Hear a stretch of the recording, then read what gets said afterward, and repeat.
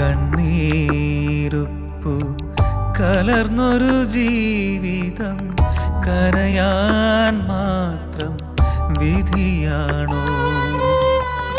താളം തെറ്റിയ ജീവിതം കരുണക്കടലിൽ തിരയുയരുമ്പോൾ കരയുണ്ടരികിൽ കരയേണ്ട, കരയുണ്ടരികിൽ കരയേണ്ട.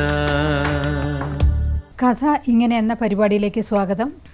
ഇന്നത്തെ ജഡ്ജിംഗ് പാനലിലേക്ക് എത്തിയിരിക്കുന്നത് അഡ്വക്കേറ്റ് ശ്രീമതി രത്നകുമാരി ഗിരീഷാണ്. സാമൂഹ്യ സേവനത്തിനുള്ള ദേശീയ പുരസ്കാരം നേടിയ വനിതയാണവർ. അവരോടൊപ്പം തന്നെ യുവ അഭിഭാഷകയായ രാഖി അനീഷും നമ്മോടൊപ്പം ഉണ്ട്. ഇന്നത്തെ നമ്മുടെ അതിഥി ശ്രീമതി നിർമ്മലയാണ്. നമുക്ക് ഇവരെ പരിചയപ്പെടാം, ഇവരുടെ പ്രശ്നങ്ങൾ എന്താണെന്ന് ചോദിച്ചറിയാം. നിർമ്മല, എവിടെ വീട്? ഇവിടെ കോഴിക്കോട് തന്നെ. കോഴിക്കോട് തന്നെ. എന്ത് പ്രശ്നമായിട്ടാണ് ഇവിടെ എത്തിയിരിക്കുന്നത്? എനിക്ക് ചില പ്രശ്നങ്ങൾ സാമ്പത്തികമായിട്ടും കുറേ കാര്യങ്ങൾ എന്നെ അലട്ടിക്കൊണ്ടിരിക്കുന്നുണ്ട്. ചെയ്യാത്തൊരു കുറ്റത്തിന് ഞാൻ ജയിൽവാസം വരെ അനുഭവിച്ച് ശിക്ഷ അനുഭവിച്ച് അങ്ങനെ ഒരു സംഭവം എൻ്റെ ജീവിതത്തിലുണ്ടായി. ആ കാരണം കൊണ്ട് ഞാൻ ഇന്നും ആ ദുരിതം അനുഭവിച്ചുകൊണ്ടിരിക്കുകയാണ്. 10-17 വർഷത്തോളമായി. എനിക്ക് 5 മക്കളാണ്. ആ കുട്ടികളെ വളർത്തി വലുതാക്കി ഈ പ്രശ്നത്തിൽ നിന്നും അവരെ വളർത്തി വലുതാക്കി വരുമ്പോൾ ഒരുപടി ബാധ്യതകൾ എനിക്ക് വന്നു കഴിഞ്ഞു. കരുണക്കടലിൽ തിരയുയരുമ്പോൾ കരയുണ്ടരികിൽ കരയേണ്ട, കരയുണ്ടരികിൽ കരയേണ്ട. എന്തായിരുന്നു പ്രശ്നത്തിന്റെ തുടക്കം? പ്രശ്നം ഞാൻ ഇവിടുന്ന് കോഴിക്കോട് നിന്ന് എൻ്റെ ഭർത്താവിൻ്റെ വീട്ടിൽ നിന്ന് വേറൊരു സ്ഥലത്തേക്ക് മാറി താമസിച്ചു. ക്വാർട്ടേഴ്സിലായിരുന്നു. അപ്പോൾ ഈ ഭർത്താവ് കണക്കെഴുതുന്ന ഒരാളായിരുന്നു. അതിൽ നിന്ന് മാറി പിന്നെ ബിസിനസ്സിലേക്ക് നീങ്ങി. ഈ മരത്തിൻ്റെയൊക്കെ ബിസിനസ് എടുത്ത് കച്ചവടം നടത്തി. അങ്ങനെ ഇരിക്കുന്ന സമയത്ത് അടുത്തുള്ളൊരു സ്ഥലത്ത് നിന്ന് കുട്ടീനെ വണ്ടി വാടകയ്ക്ക് വിളിച്ചു. മാസ വാടകയ്ക്ക് കുട്ടീനെ വിളിച്ചു. അങ്ങനെ 2 വർഷത്തോളം ബിസിനസ് നടന്നുകൊണ്ടിരുന്ന നല്ലൊരു നിലയിൽ ഞങ്ങൾ വന്നുകൊണ്ടിരുന്നതാണ്. ആ സമയത്ത് ഈ കുട്ടി എൻ്റെ വീട്ടിൽ രണ്ടാമത്തെ പോർഷൻ 2 പോർഷൻ ഉണ്ട്. അതിൽ 2ാമത്തെ പോർഷനിൽ ഈ കുട്ടി വന്ന് ആത്മഹത്യ ചെയ്തു. ആത്മഹത്യ ചെയ്യുന്ന ദിവസം ഞാൻ ഈ ശബ്ദം കേട്ട് ഞാൻ ഓടിച്ചെന്ന് അകത്ത് ചെന്ന് നോക്കുമ്പോൾ അവൻ തൂങ്ങിയിട്ടുണ്ട്. അതിന്റെ മുന്നേ എന്തെങ്കിലും പ്രശ്നങ്ങൾ പ്രശ്നങ്ങളുണ്ടായിരുന്നു. അവന് ചെറിയ തരത്തിലുള്ള വിഷമങ്ങൾ ഉണ്ടായിരുന്നു. ഞങ്ങളെ വീട്ടിൽ സ്ഥിരമായിട്ട് വരുന്നതാണ്, ഡെയിലി വരുന്നതാണ്. വണ്ടിക്ക് താക്കോല് കൊണ്ടുപോകുമ്പോൾ മേടിക്കും, അവിടെ ചിലപ്പോൾ നിർത്തിയിടും. ഭർത്താവിനെ കാണും, സംസാരിക്കും. എന്നെയായിട്ടൊന്നും അങ്ങനെ സംസാരില്ല. ഭർത്താവായിട്ട് എല്ലാ കാര്യങ്ങളും സംസാരിക്കും, പഠിക്കുകയൊക്കെ ചെയ്യും. ഇതിനിടയിൽ ഈ കുട്ടിക്ക് കുറച്ച് തകരാറുകൾ ഉണ്ടായിരുന്നു, മാനസികമായിട്ട് ഉണ്ടായിരുന്നു. അത് ഞങ്ങൾ തന്നെ എൻ്റെ മക്കളെ സ്ഥാനത്താണ് ഞാൻ ആ കുട്ടീനെ കണ്ടത്. ആ ഒരു മകനെ എൻ്റെ മൂത്ത മകനേക്കാൾ ഒരു 2-3-4 വയസ്സ് കൂടുതലുണ്ടാവും. ആ സ്ഥാനത്ത് ഒരേ സമയത്ത് ഭക്ഷണം കഴിച്ച് ഒരേ ഇതിൽ നടന്ന് ജീവിച്ച കുട്ടികളാണ്. ആ ആത്മഹത്യ ചെയ്ത സമയത്ത് അതുകൊണ്ടാണ് ഞാൻ വേഗം പോയിട്ട് കെട്ടിറക്കാനുള്ള കാരണം. അവര് തൂങ്ങിക്കിടക്കുമ്പോൾ കെട്ടർത്തു. രക്ഷപ്പെട്ടില്ല, അവൻ രക്ഷപ്പെട്ടില്ല. രക്ഷപ്പെട്ടാൽ ഞാൻ എവിടേക്കെങ്കിലും കൊണ്ടുപോകുമായിരുന്നു. പക്ഷെ അവൻ രക്ഷപ്പെട്ടില്ല. ആ സമയത്ത് ഞങ്ങൾക്ക് വേറൊരു കടയുണ്ട്. ആ കടയിലെ പയ്യൻ അവിടെ ഉണ്ടായിരുന്നു. അവനെ എന്നെയും കൂട്ടി കേസ് ചാർജ് ചെയ്തു. എന്ത് പറഞ്ഞിട്ട്? ഞങ്ങൾ കൊന്നു. ഓ, നിങ്ങൾ സത്യത്തിൽ തൂങ്ങിക്കിടക്കുന്ന ആളെ രക്ഷിക്കാൻ വേണ്ടി നോക്കിയത്. ആ സമയത്ത് ഇതിങ്ങനെയായി, വിപ്ലവമായി. ഞാൻ വേഗം എൻ്റെ നാടായി കോഴിക്കോടേക്ക് വന്ന് വിവരം പറയാൻ വേണ്ടി വന്നതാ. പോലീസ് തന്നെയാണ് പറഞ്ഞത്. നേരിട്ട് ഹാജരായി കാര്യങ്ങൾ അവരോട് അവതരിപ്പിച്ചു. അന്ന് പറഞ്ഞില്ലേ ഒരു കുട്ടിയും കൂടെ ഉണ്ടായിരുന്നു എന്നുള്ളത്? ആ കുട്ടി എങ്ങനെയാണ് ഈ കേസിൽ ഉൾപ്പെട്ടത്? ആ കുട്ടി ഞങ്ങളെ കടയിലുള്ള കുട്ടിയായിരുന്നു. ആ കുട്ടി വീട്ടിലേക്ക് വന്നതാണ്. വീട്ടിലുണ്ട്. അവന്റെ റൂമാണ് അത് കിടക്കുന്നതും ഭക്ഷണം കഴിക്കുന്നതും. ഞാനാണ് ഓടിപ്പോയി കട്ട് ചെയ്തത്. അപ്പൊ ഇവനെ വിളിച്ചപ്പോൾ ഇവനോട് ഇങ്ങോട്ട് വരാൻ ഇവൻ ലെറ്റർ എന്തോ വായിച്ചിരിക്കുകയായിരുന്നു. ഞാൻ ഓടിപ്പോയി ഇവൻ വരുന്നൊന്നും വെയിറ്റ് ചെയ്യാതെ ഞാൻ പോയി കട്ട് ചെയ്തു കിടത്തി ഇതാക്കിയപ്പോഴാണ് അവൻ്റെ അടുത്ത് പറഞ്ഞത് എന്തിനാ ചേച്ചി ഇറക്കാൻ പോയത് എന്ന്. അങ്ങനെയാണ്. അപ്പൊ ഞങ്ങളിത് പറഞ്ഞപടി ഇനിയിപ്പോൾ എന്താ ചെയ്യുമെന്ന് പോലീസ് സ്റ്റേഷനിൽ എവിടെയും പറയണം. പക്ഷെ അത് ഇവിടെ നിന്ന് ഇപ്പോൾ ഒന്നും പറയണ്ട. നേരെ കോഴിക്കോട് വന്നിട്ട് കോഴിക്കോട് ഞാൻ പോലീസ് സ്റ്റേഷനിലാണ് പോലീസുകാരോടാണ് കാര്യം പറഞ്ഞത്. സ്റ്റേഷനിൽ പോയി പറഞ്ഞു. അവരെന്നെ അതൊന്നും കേൾക്കാണ്ടില്ലാതെ ഇനി ആ കുട്ടീനെ റിമാൻഡ് ചെയ്തു. തെളിവുകളൊക്കെ നിങ്ങൾക്കെതിരായിരുന്നു? തെളിവുകൾ സാഹചര്യ തെളിവ് വെച്ചിട്ട് മാത്രം. അപ്പൊ നിങ്ങൾ ഈ തൂങ്ങിക്കിടക്കുന്ന സമയത്ത് അയൽപ്പക്കക്കാരെ സഹായം അഭ്യർത്ഥിക്കാൻ ചെയ്തില്ല. ഞാൻ ഓടിപ്പോയി ഇവനെ രക്ഷിക്കാനല്ല നോക്കുന്ന, ഓടിപ്പോയി കത്തിയെടുത്ത് അടുക്കളയിൽ പോയി കത്തി, മറ്റേ മുറി പോയി കത്തിയെടുത്ത് ഓടിക്കൊണ്ടുവന്ന് കത്തിയെടുത്ത് കയറി വേഗം മൂത്രം ഒഴിച്ചിട്ടുണ്ടായിരുന്നു. അവിടെ ആരും ക്വാർട്ടേഴ്സിലില്ല, ഒക്കെ ജോലിക്കാരാണ്, ഒക്കെ പുറം പണിക്ക് പോകുന്നവരാണ് അവിടെ ഉള്ളത്. പിന്നെ അപ്പുറത്തൊരു സ്ത്രീ ഉണ്ട്, ആ സ്ത്രീനായിട്ട് അത്ര ഇതില്ല. ഞാൻ അങ്ങനെ മിണ്ടാറൊന്നുമില്ല. അപ്പം പെട്ടെന്ന് എനിക്ക് തോന്നി ഇനിയിപ്പോൾ ഇവിടെ നിന്ന ഇതാവില്ല എന്ന് വിചാരിച്ചിട്ട് ഞാൻ നാട്ടിലേക്ക് വന്ന് വിവരം വന്ന് പറയാന്ന് വെച്ചാൽ ബസ് കയറി കുട്ടികളെ രണ്ടിനും ചെറിയ മക്കള്, 2 ചെറിയ മക്കൾ അങ്ങനെ അറുത്ത് അവിടെ കുട്ടീനെ അറുത്തിട്ട് നിങ്ങൾ നാട്ടിലേക്ക് പോന്നപ്പോ ഒരു സംശയത്തിന്റെ അപ്പൊ നിങ്ങൾ ചെയ്യേണ്ടത് നേരെ പോലീസ് സ്റ്റേഷനിൽ പോയി പറഞ്ഞാൽ മതിയായിരുന്നു. അതേപറ്റി ഞാൻ അത്ര ചിന്തിച്ചിട്ടില്ല. എനിക്ക് ജീവനാണല്ലോ വലുതെന്ന് ഞാൻ കരുതിയത്. അത് കാരണം എന്റെ 5 മക്കളും ഞാനും ഘട്ടത്തിലായി. ആ സമയത്ത് നിങ്ങൾ എവിടെയായിരുന്നു താമസിച്ചത്? മലപ്പുറത്ത് നിന്ന് എന്തുകൊണ്ടാണ് നിങ്ങൾ കോഴിക്കോട് പോലീസ് സ്റ്റേഷനിൽ വന്ന് പറഞ്ഞത്? കോഴിക്കോട് എന്റെ നാടായതുകൊണ്ട് ഞാൻ വേഗം നിന്റെ വിചാരം ഇവിടെ വന്ന് വിവരം പറഞ്ഞിട്ട് പോരാന്ന് പോയിട്ട് അവിടെ പോയിട്ട് ഇതൊന്നും ആവും ഇങ്ങനെ കേസാക്കുന്നൊന്നും ഞാൻ കരുതിയിട്ടില്ല. ഞാൻ വന്ന് ഇവിടേക്ക് വന്ന് മരിച്ചു കഴിഞ്ഞപ്പോൾ എനിക്ക് പിന്നെ പേടിയായി. പിന്നെ ഞാൻ അവിടെ നേരിട്ട് എൻ്റെ നാട്ടിലേക്ക് അല്ലാതെ അവിടെ നിൽക്കാൻ എനിക്ക് പറ്റൂല. പെട്ടെന്നുണ്ടായ സംഭവം അതുകൊണ്ട് പരിഭ്രമയ്ക്ക് ഇവിടെ പറയാനും അവരെ വീടിന്റെ സാഹചര്യങ്ങളും ചുറ്റുപാടും എന്താന്ന് എനിക്ക് പെട്ടെന്ന് പറയാൻ പേടി പോലെ ജീവൻ ഉണ്ടായിരുന്നെങ്കിൽ ഞാൻ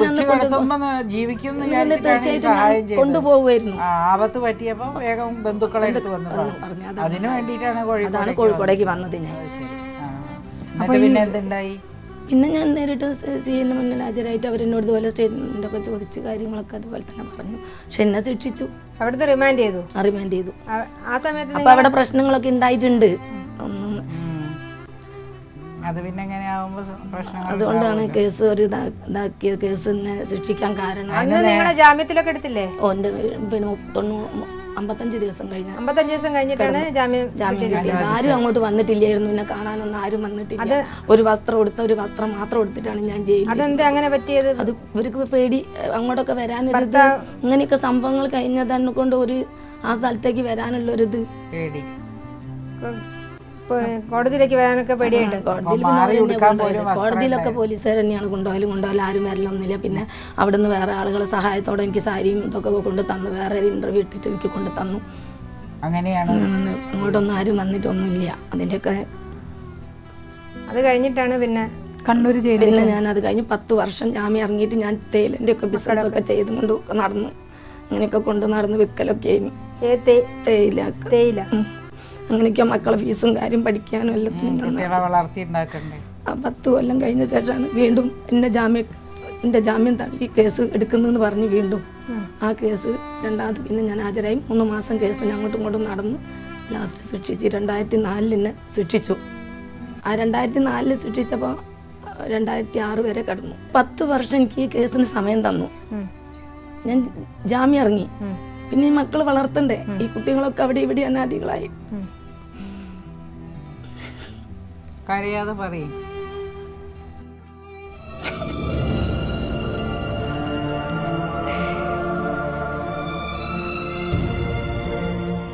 എൻ്റെ കുട്ടികൾ ഞാൻ അനുഭവിച്ച ദുരിത ലോകത്തിൽ ആരും അനുഭവിച്ചിട്ടുണ്ടാവില്ല.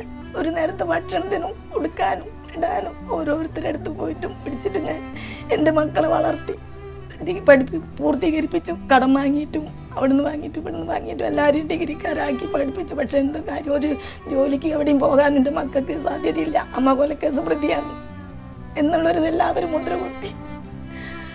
അതിനുശേഷം കുറേ ഞാൻ അനുഭവിച്ചു.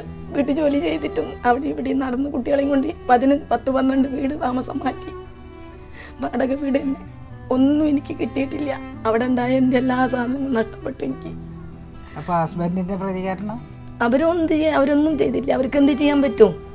അവർക്കൊന്നും ചെയ്യാൻ പറ്റില്ല. അവർ മാറി കുട്ടികളെയും കൊണ്ട് അവിടെ ഇവിടെ നിന്ന് കഴിച്ചു കൂട്ടി. ആ മക്കൾ വലുതാക്കി ഞാൻ വന്ന ശേഷം ഈ 10 വർഷത്തിൻ്റെ ഇടയിൽ മൂത്ത മകളെ കല്യാണം കഴിച്ചു കൊടുത്തു.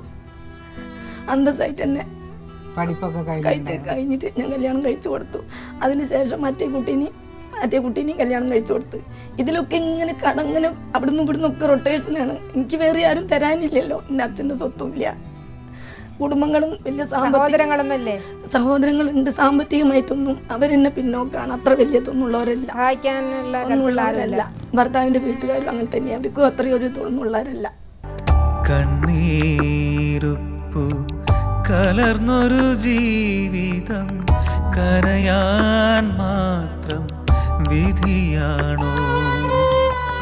താളം തെറ്റിയ ജീവിതം കരുണ കടലിൽ തിരയുയരുമ്പോൾ കരയുണ്ടരികിൽ കരയേണ്ട, കരയുണ്ടരികിൽ കരയേണ്ട. രക്ഷപ്പെടണമെങ്കിൽ സ്വന്തം വീട് ഒന്നും ഇല്ലെങ്കിലും വേണ്ടിയില്ല. എനിക്ക് ഇത്രയും ഞാൻ അനുഭവിച്ചു. ഇതൊന്ന് വീട്ടിൽ എനിക്ക് അന്തി ഉറങ്ങുമ്പോൾ സമാധാനം ഉറങ്ങാൻ കഴിയുന്നില്ല. ആത്മഹത്യ ചെയ്ത് ഞാൻ രക്ഷിക്കാൻ നോക്കിയോണ്ട് എനിക്ക് ആത്മഹത്യ ചെയ്യും. അങ്ങനെ ഒരിക്കലും അങ്ങനെ ചെയ്യാൻ പാടില്ല. കരയുണ്ടരികിൽ കരയേണ്ട,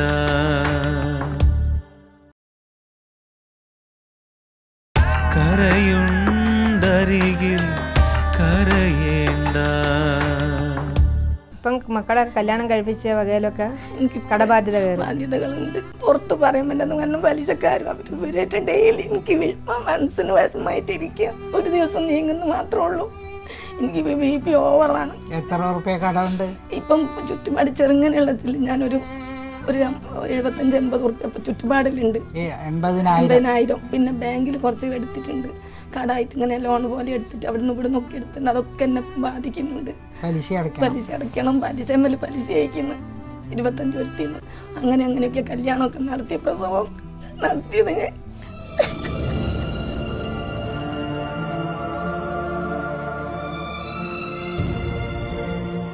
കുട്ടികളുടെ അച്ഛനിപ്പുണ്ടോ?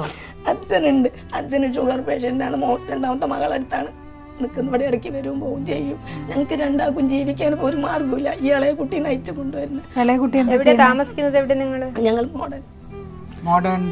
അല്ല, ഇളയ കുട്ടിക്ക് സ്വന്തം വീട്? എന്റെ സ്വന്തം വീടൊന്നുമില്ല. വാടകയ്ക്ക് ഇനി എല്ലായിടത്തിലും വാടകയ്ക്ക്. അപ്പൊ ഇളയ കുട്ടിക്ക് എന്താ ജോലി? ഇളയ കുട്ടി ഇപ്പൊ ഡ്രൈവറായിട്ട് പോവുകയാണ്. എല്ലാവരും ഞാൻ മാന്യമായി കല്യാണം കഴിപ്പിച്ച് കൊടുത്തുണ്ട്. കാരണം ഇനി ഒരു കടബാധ്യതയും പിന്നെ ചീത്തപ്പേരുമാണ് നിങ്ങൾ അലട്ടിക്കുന്നത്. ചീത്തപ്പേര് അതിന് ചീത്തപ്പേര് പ്രസക്തിയില്ല. കാരണം നിങ്ങളെ അപ്പീൽ പോയി നിങ്ങളെ കേസിൽ നിങ്ങളെ കുറ്റക്കാരെല്ലാം കണ്ടു കോടതി. ഇനി നിങ്ങൾക്ക് എനിക്ക് ഒരുത്തി പോയി ഒരു ജോലി ചെയ്യുമ്പോ നമ്മളെ നാട്ടില് ഒരു ജോലി ചെയ്യാൻ എനിക്ക് പറ്റൂല. അപ്പോഴേക്കും അത് പ്രശ്നമാവും. അവിടെ അവർക്ക് അറിയുന്ന കേസ് കിട്ടാറില്ല. ഇങ്ങനെയുള്ള ചില സമൂഹം അങ്ങനെയുള്ള രീതിയിൽ അതൊക്കെ ഞാൻ പിന്നെ കഴിയുന്നിടത്തിനൊക്കെ ബേക്കറിയിലൊക്കെ ഞാൻ പണിക്ക് പോയിട്ടുണ്ട്. ഇപ്പോൾ ഈ അടുത്തും കൂടി എനിക്കിപ്പോൾ BP ഓവർ അന്വേഷണം ഞാൻ പോകാതെ ചെയ്ത് കിട്ടുന്ന വരുമാനത്തിൽ കൂടി 10 രൂപ പലിശക്കാർ കടം വീട്ടുണ്ട്. അതിന് കുട്ടിക്ക് മാത്രം കഴിയില്ല. അവനും ഒരു വയ്യായി വന്നു. മോനെന്താ അസുഖം? തണ്ടലിനൊരു ചെറിയ തകരാറ് വന്നിട്ടുണ്ടായിരുന്നു. അപ്പൊ ജോലി ചെയ്യാൻ കഴിയില്ല. കഴിയാതൊരു വർഷമൊക്കെ കുറെ ബുദ്ധിമുട്ടിയിട്ടുണ്ട്. 200 രൂപ സാലറി കിട്ടും. ദിവസം പോവാൻ കഴിയുന്നുണ്ട്. പോകുന്നുണ്ട്. എപ്പോഴാണ് ഇനിയിപ്പോ വയ്യായി വരാന്ന് ഡോക്ടറെ അടുത്തുനിന്ന്. ജോലിക്ക് പോകാൻ കഴിയില്ല. ഈ ആൺകുട്ടികളുടെ കല്യാണം കഴിച്ചു കൊടുത്തു. ഒന്ന് അച്ഛന്റെ കുടുംബം തന്നെയാണ്. ഈ സങ്കടങ്ങളൊക്കെ കണ്ടിട്ട് ആരെങ്കിലും സാമ്പത്തിക സഹായം ചെയ്താല് മാത്രമേ ഉള്ളൂ. എനിക്ക് രക്ഷപ്പെടണമെങ്കിൽ സ്വന്തം വീട് ഒന്നും ഇല്ലെങ്കിലും വേണ്ടിയില്ല. എനിക്ക് ഇത്രയും ഞാൻ അനുഭവിച്ചു. ഇതൊന്ന് വീട്ടിൽ എനിക്ക് അന്തി ഉറങ്ങുമ്പോൾ സമാധാനം ഉറങ്ങാൻ കഴിയുന്നില്ല. അതിനാരുടെയും സഹായം അത്യന്താപേക്ഷിതമാണ് അല്ലേ? അതാണ് വേണം. ആരുമില്ല. എല്ലാവരും തള്ളി. എല്ലാവർക്കും കുറ്റക്കാരിയാണെന്നുള്ള പ്രശ്നത്തിൽ കൂടി അങ്ങനെ കാണുള്ളൂ.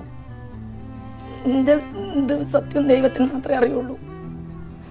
എനിക്ക് ഒറ്റ ലക്ഷ്യം എൻ്റെ മക്കളെ നല്ല നിലയിൽ അയക്കണം എന്നുണ്ടായിരുന്നു.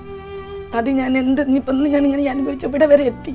എന്നാലും അവർ നല്ലോണം പോലെ ഞാൻ അന്തസ്സായി വിട്ടുകൊടുത്തിട്ടുണ്ട്. അത് വലിയൊരു അനുഗ്രഹമല്ലേ? അതേപോലെ തീർച്ചയായിട്ടും.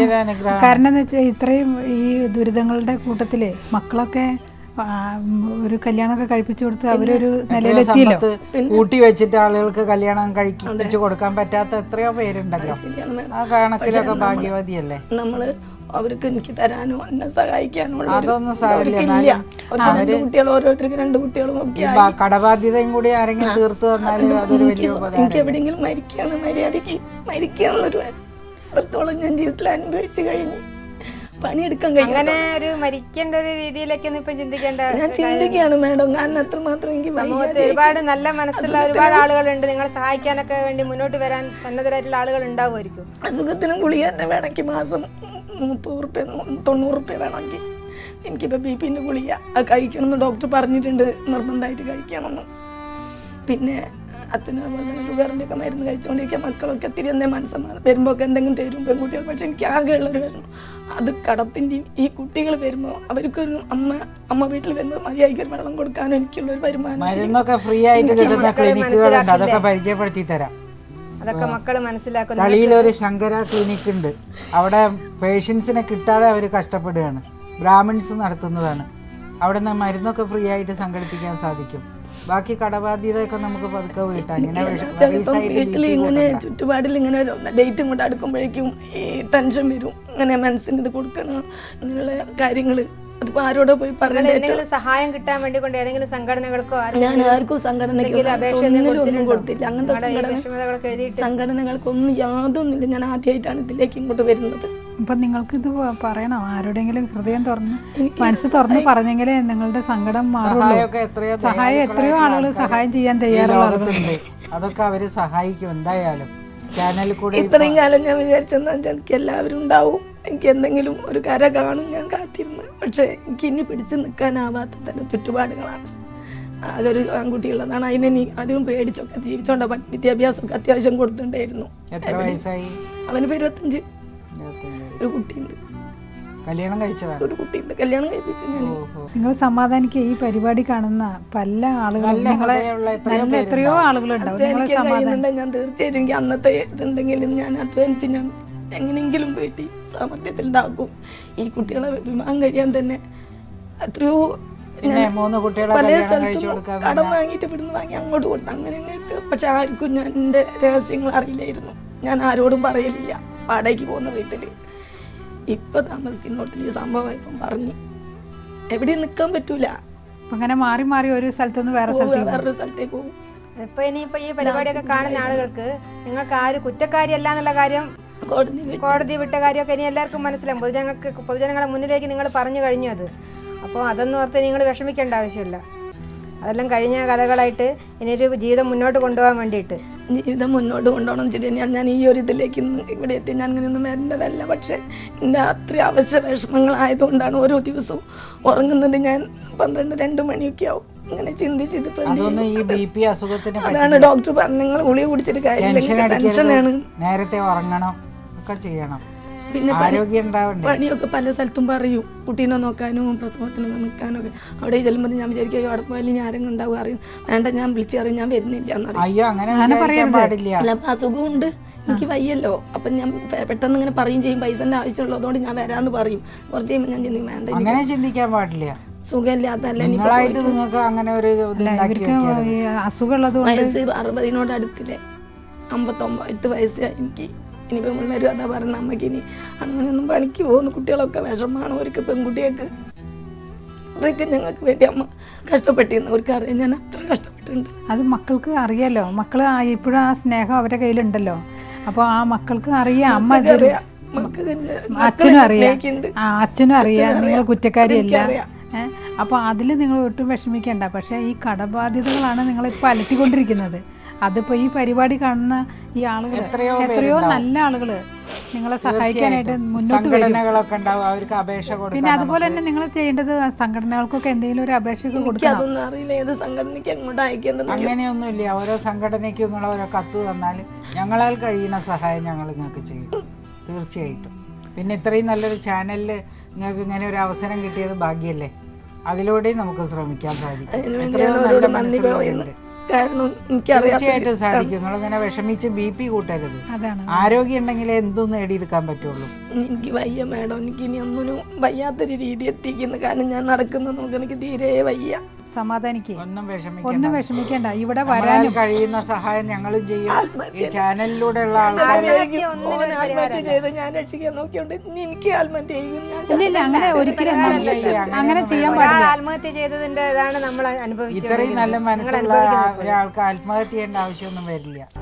കണ്ണീരുപ്പു കലർന്നൊരു ജീവിതം കരയാൻ മാത്രം വിധിയാണോ?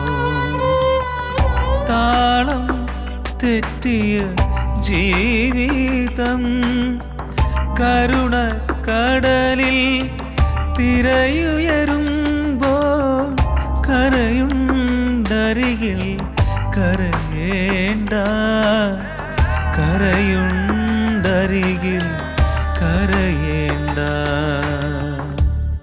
ഇത് പത്രത്തിൽ വന്നപ്പം കോൺവെൻറ്റിലുള്ള ആൾക്കാർ തന്നെ ഈ പത്രമൊന്നും കുട്ടികൾക്ക് കാണിച്ചിട്ടില്ല. രക്ഷപ്പെടുത്താൻ നോക്കിയാന്നുള്ളതിൻ്റെ തെളിവുകളൊക്കെ അവിടെ ഉണ്ട്. ഞാൻ കുറേ വിചാരിച്ചിട്ടുണ്ടായിരുന്നു എന്തിനാണ് ഇങ്ങനെ എൻ്റെ മക്കളൊക്കെ ബാധ്യത. എൻ്റെ മക്കളെ സ്നേഹം കാണുമ്പോൾ എനിക്ക് ഒരിക്കലും അതാണ് ഏറ്റവും വലിയ മരിച്ചു വരികയെന്നല്ലാതെ. കരയുണ്ടരികിൽ കരയേണ്ട,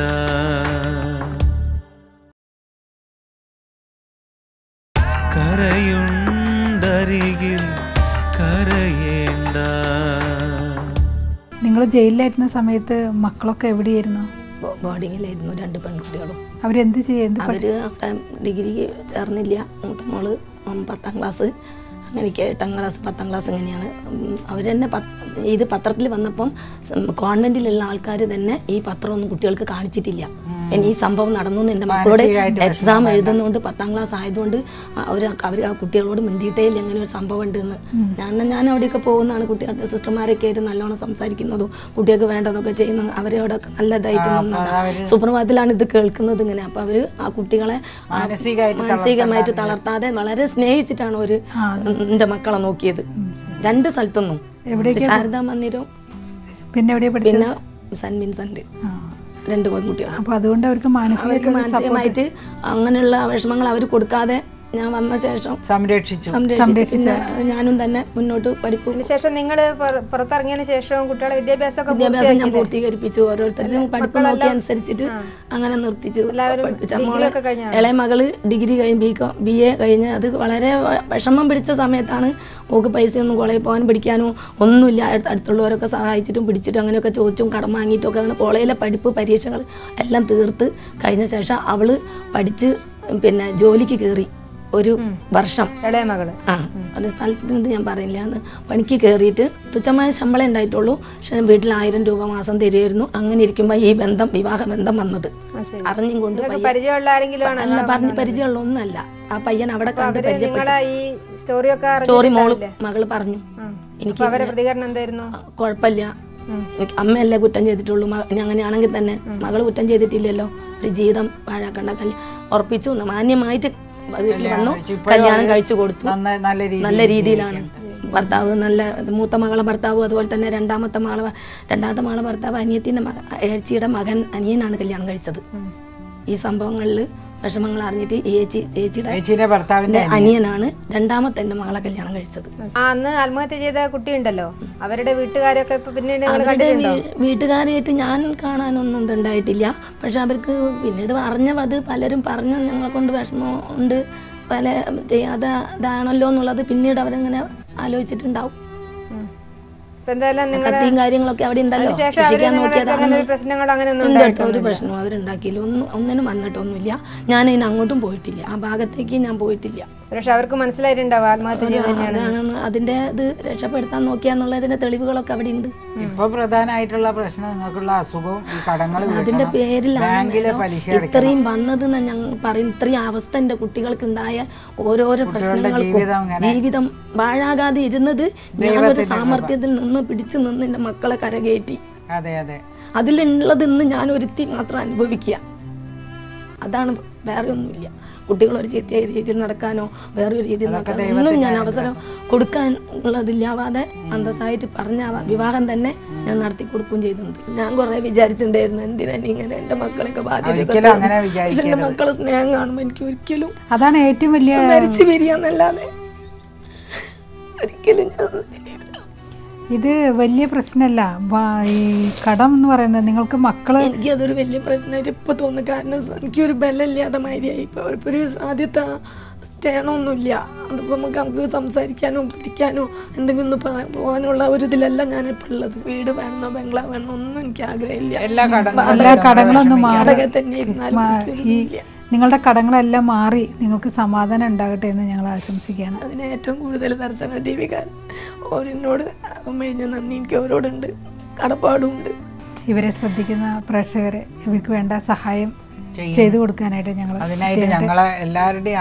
ഒരു അപേക്ഷ ഇവർക്ക് വേണ്ടി ഞങ്ങൾ സമർപ്പിക്കുകയാണ്. ഇവരെ മെയിനായിട്ട് അലട്ടുന്ന ഈ പ്രശ്നം ഇവരെ സാമ്പത്തിക ബുദ്ധിമുട്ടാണ്.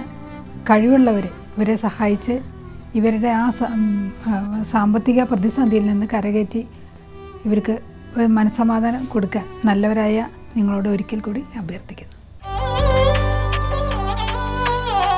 നിങ്ങൾക്കും ഇതുപോലെ ജീവിത പ്രശ്നങ്ങൾ നേരിടുന്നുണ്ടെങ്കിൽ ഞങ്ങളെ അറിയിക്കാം.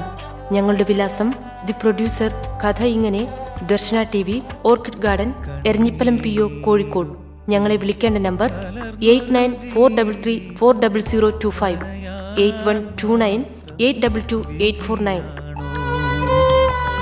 താളം തെറ്റിയ ജീവിതം കരുണ കടലിൽ തിരയുയരുമ്പോൾ കരയുണ്ടരികിൽ കരയേണ്ട, കരയുണ്ടരികിൽ